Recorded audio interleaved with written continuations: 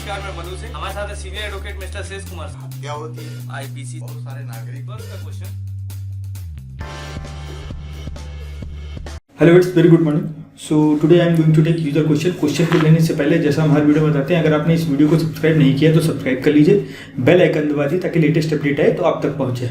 इस वीडियो को हम इंस्टाग्राम, फेसबुक पेज और यूट्यूब तीनों जगह डालते हैं। डिटेल में हम हर प्रोफाइल का लिंक डाल देते हैं, वहां से आप उस प्रोफाइल पे विजिट कर सकते हैं जिस पे भी आपका जाने का मन करे। कुछ ना कुछ पॉजिटिव करते रहिए अपनी डेमोक्रेसी, अपनी कंट्री और अपनी सोसाइटी के लिए। सर का नंबर हम डिटेल में डाल देते हैं, वो एक पेज का लिंक होता है जिसपे सर का नंबर लिखा होता है और कब से कब तक सर को कॉल करनी है उसके बारे में सारी डिटेल लिखी होती है। और अगर आपके पास कोई क्रॉस क्वेश्चन है तो आप पूछ सकते हैं सेम वीडियो में या किसी और वीडियो में भी आप पूछ सकते हैं हमारे तीनों प्रोफाइल्स पर, फेसबुक, यूट्यूब या फिर इंस्टाग्राम पे। चलते हैं सर के पास, श्री शेष कुमार सिंह जी और मैं सिद्धार्थ सिंह। सर जी पहला क्वेश्चन आया हुआ है, ये वर्मा कोचिंग क्लासेस का आया हुआ है। इन्होंने पूछा है 504, 448, 427 क्या है सर बताइए। देखिए 504 तो ये बिजनेस है है ना। ये बिजनेस में किसी को अपमानित करने को उद्देश्य से गाली गलौज करो, है ना, जिससे अशांति पैदा हो, है ना। 427 है और 448 है। 427 तो किसी को क्षति पहुंचाना, मामूली रिस्ट करना, है ना, नुकसान पहुंचाना, 150 रुपए का भी नुकसान पहुंच जाए तो 427 का केस लग सकता है, किसी को क्षति पहुंचाए, है ना। और हाँ 448 घर गृह अत्याचार करना किसी, है ना, तो ये भी मामूली अपराध है नहीं। कोई मतलब इंटेंशन बैड ना हो तब भी घर के अंदर किसी के घुसना भी अपराध है नहीं। तो इसमें भी 1 वर्ष की सजा का प्राविधान है, बेलेबल ऑफेंस है जी। ये सारे बेलेबल ऑफेंस हैं, सारे 427 भी बेलेबल ऑफेंस है, 504 भी बेलेबल ऑफेंस है। तो ये सब बहुत साधारण अपराध है नहीं। लेकिन नुकसान पहुंचाओ, थोड़ा भी नुकसान पहुंचाओ तो 427 हो गया आईपीसी में, है ना, जिसमें जानबूझ के आप किसी को नुकसान पहुंचाते हैं तो 427 केस बनता है नहीं। और 448 तो अभी बता ही चुका हूँ जी, ठीक है। किसी को और किसी के घर में अत्याचार करना, घुस जाना बिना एक परमिशन के मुकदमा दर्ज हो जाएगा तो 448 केस बन जाएगा। हालांकि सब बेलेबल केस है, ये भी बेलेबल केस है, ठीक है, मामूली अपराध है। ऐसे 504 है, ठीक। 504 में भी एब्यूज करना, किसी को गाली गलौज करना, अपमानित करना, जिससे अशांति पैदा करना, जैसे लोग किसी को भी अपना बड़बड़ाने लगते, लोग उल्टा सीधा गाली गलौज करते हैं, तो ये अपराध बनते हैं 2-3 जो आपने बताया है नहीं। तो इसमें कोई परेशान होने की जरूरत नहीं है, ये सब बेलेबल ऑफेंस है नहीं। और फाइन होके केस छूट जाता है, कोई दिक्कत नहीं फर्स्ट ऑफेंडर में जी। चलते हैं नेक्स्ट क्वेश्चन की ओर। सर जी ये पूछा हुआ है, ये जानवी कश्यप ने पूछा है। इन्होंने पूछा है in case pending court case चल रहा है इनका 354 हाँ फेक केस चल रहा है। तो ये जानना चाह रहे हैं इनकी गवर्नमेंट जॉब में ज्वाइनिंग में कोई प्रॉब्लम आएगी क्या है। तो ये महिला से संबंधित अपराध है ये, है नहीं। उसके किसी महिला पे आक्रमण करना और उसको क्षति पहुंचाने की नियत से, क्या कहते हैं उसको, लज्जा भंग करने की नियत से अगर कोई किसी महिला पे आक्रमण करता है तो 354 का केस बनता है नहीं जी। भले ही केस फेक हो, चाहे 354 ए हो, बी हो, कुछ हो, है नहीं, पेंडिंग कोर्ट केस बताया, पेंडिंग कोर्ट केस है। तो क्या इफेक्ट करेगा इनकी जॉब? नहीं, जॉब पे तो कोई इफेक्ट नहीं करेगा। जॉब में तभी इफेक्ट करेगा जब, या तो पहले जो प्रारंभिक स्टेज में जब जॉब मिलती है नहीं, तो कैरेक्टर जांच होती है, थाने से कराइए, तब खतरा हो सकता है। और अगर आप पहले से जॉब ये कर रहे हैं तो ऐसा कोई खतरा नहीं है जी। अगर लेकिन परेशानी तब आएगी जब कोई इनको इम्प्रिजनमेंट हो जाए, कोई सजा हो जाएगी, जब तब दिक्कत हो सकती है ना। 24 घंटे से अंदर अगर जेल में जाना पड़ गया तो इनको सस्पेंशन भी हो सकता है, अगर इनको सजा हो जाए टर्मिनेशन भी हो सकता है जी। तो ये वहाँ उसके लिए बचने की ज़रूरत है। अगर ये फेक केस बना है तो उसको इन्हें ख़त्म करना हो, अपने को निरपराध कोर्ट पे हाजिर होकर साबित करना पड़ेगा जी, है नहीं जी। बस खतरा वहीं हो जाता है जब बेल कराते वक्त आदमी को ज़्यादा दिन तक जेल में रहना पड़ता है, तो सस्पेंशन तो वहीं हो जाता है। अच्छा, जैसे सूचना पहुंची विभाग को तो सस्पेंड हो जाते हैं, कहीं ना कहीं सूचना हो ही जाती है। तो सर रिज्वाइनिंग भी तो हो जाती होगी अगर केस छूट जाए तो कोई दिक्कत नहीं है नहीं तो बाद में बहुतेरों को देखा हमने, छूट जाता है और पूरा बहाल हो जाते हैं पूरी। अच्छा सर, ये जैसे ये जो जॉब वाला प्रॉब्लम जो है ये बहुत क्वेश्चन आता है, तो क्या ये मैं जानना चाह रहा था, असल में इसका कोई परमानेंट सोल्यूशन नहीं है, लोग कंफ्यूज है पूरे। मतलब ये जो हम लोगों का मूवमेंट चल रहा है ये इनोसेंट्स के लिए चल रहा है। जी जी।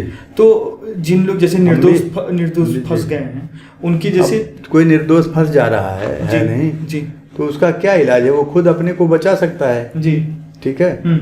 और दूसरा भाई कोई भी विभाग किसी को जॉब देता है तो वो 100% गारंटी चाहता है कि आप चरित्रवान हैं जी, कोई आपराधिक प्रवृत्ति नहीं है नहीं, तो वो भी ठीक करते हैं।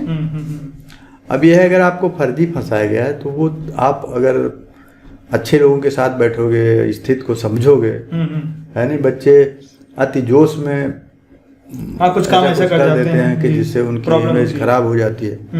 नहीं तो कोई जानबूझ के क्यों फंसाएगा किसी बच्चे को, है नहीं।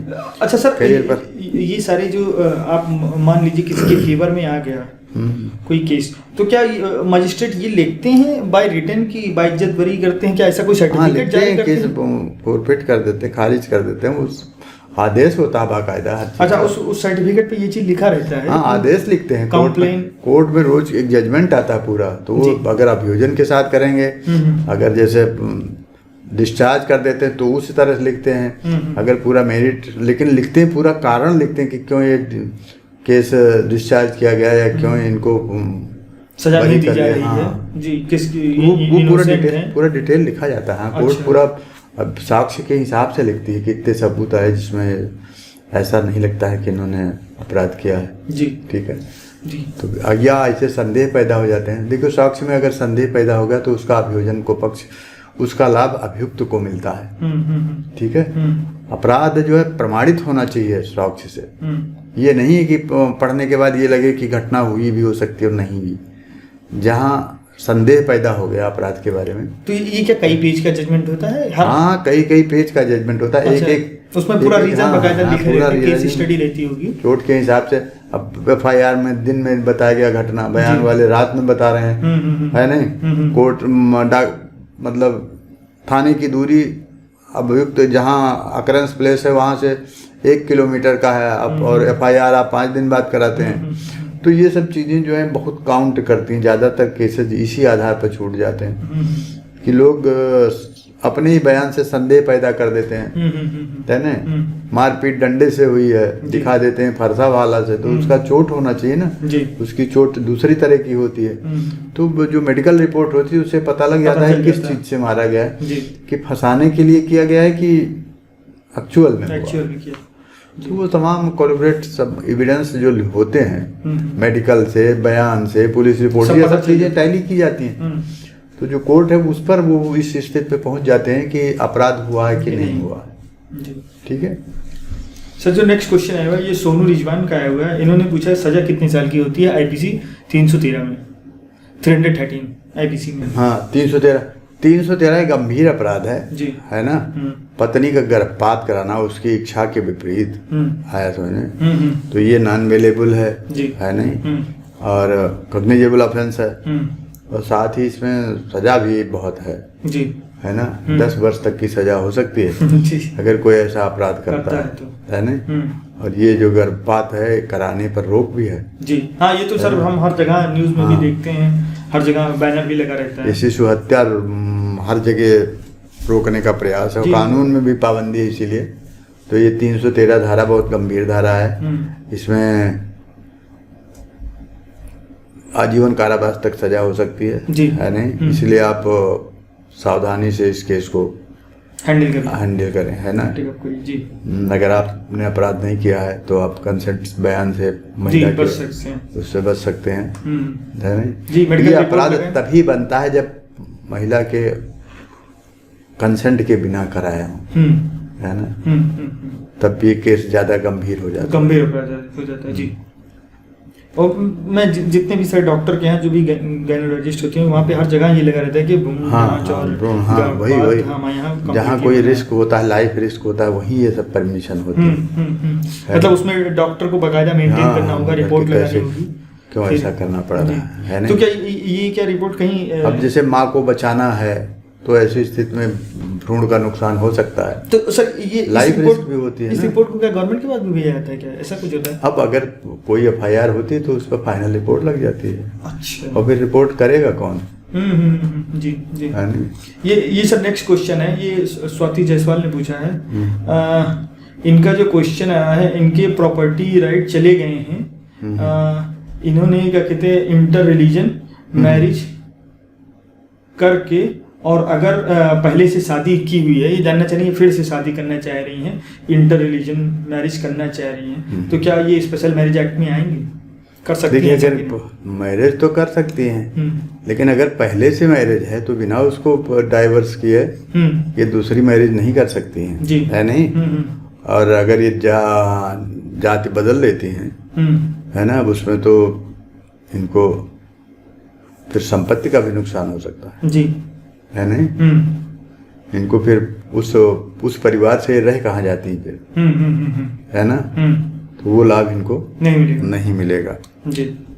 रीमैरिज के साथ ही जो भी राइट्स होते हैं वो अपने आप खत्म हो जाते हैं जी, डाइल्यूट हो जाते हैं। हाँ, अगर कोई भी महिला हो या पुरुष हो जो रीमैरिज कर लेता है, फिर उस पर उसका हक पहले वाली संपत्ति पर खत्म हो जाता है। ठीक है, तो चाहे सक्सेशन लैंड से संबंधित हो या मनी डिपॉजिट हो, सब पर वो प्रभावी होता है और राइट खत्म हो जाते हैं। इसलिए अगर ऐसा कोई है जैसे इंटर मैरिज तो हो सकती है स्पेसिफिक रिलीफ एक्ट उसके तहत, स्पेशल मैरिज एक्ट के तहत आप शादी रजिस्ट्रार ऑफिस में भी वो हो जाता, रजिस्ट्री हो जाता, भर के फार्म दे देते हैं लोग। लेकिन ये तभी हो सकता है, नहीं तो फिर आपके ऊपर IPC मुकदमा दर्ज हो जाएगा, फिर नुकसान हो जाएगा उसमें जी। ठीक है, ठीक है, हाँ, वो मैरिज भी वैलिड नहीं रहेगी। ठीक है सर, ठीक है sir, thank for your time. तो व्यूअर्स, आपने देखा किस तरीके से सर ने कुछ क्वेश्चन लिए और उनके आंसर दिए। अगर आपके पास भी कोई क्वेश्चन है तो प्लीज़ पूछिए। जितने भी क्वेश्चन होते हैं वो हम डिटेल में डाल देते हैं। आपके जो क्वेश्चन होते हैं उसमें स्पेलिंग मिस्टेक्स बहुत होती हैं, तो उसको ध्यान दीजिए, थोड़ा सा क्वेश्चन को और क्लियर नहीं होता और क्लियर पूछने की कोशिश करिए। CRPC ये क्लियर कर दिया कीजिए, क्योंकि वही धारा IPC में, वही CRPC जी, थोड़ा सा क्लीन पूछिए और थोड़ा सा समराइज रहे, बहुत ज़्यादा इधर उधर की बातें मत करिए, जो exact to the point question हो उसके बारे में अगर आप पूछेंगे तो हम लोग और क्लियर आंसर दे पाएंगे। और जितने भी क्वेश्चन है वो हम कमेंट में डाल देते हैं, वहाँ से आप देख सकते हैं किसके क्वेश्चन हमने लिए हैं। यूज़र नेम तो हम मैक्सिमम पढ़ ही लेते हैं अगर आपका यूट्यूब पे करेक्ट यूज़र नेम है तो, और मतलब और बाकी भी इंस्टाग्राम और आपके फेसबुक पर। और अगर आप अभी तक आपने इसको सब्सक्राइब नहीं किया, सब्सक्राइब कर लीजिए, वीडियो को बेल आइकन दबा दिए ताकि लेटेस्ट अपडेट आए तो आप तक पहुँचे, अगर आप यूट्यूब पे देख रहे हैं तो। और इंस्टाग्राम और फेसबुक पे आप फॉलो कर लीजिए हमारे पेज को। और जहाँ तक हो सके पॉजिटिव वे में पॉजिटिव काम करते रहिए, अपनी डेमोक्रेसी, अपनी कंट्री, अपनी सोसाइटी के लिए। और जहाँ तक हो सके रिवेंज को नेग्लेक्ट करिए, नॉन वायलेंस पे चलिए और कुछ न कुछ हेल्प करते रहिए इस नेचर की पॉजिटिव वर्क करके। Thank you.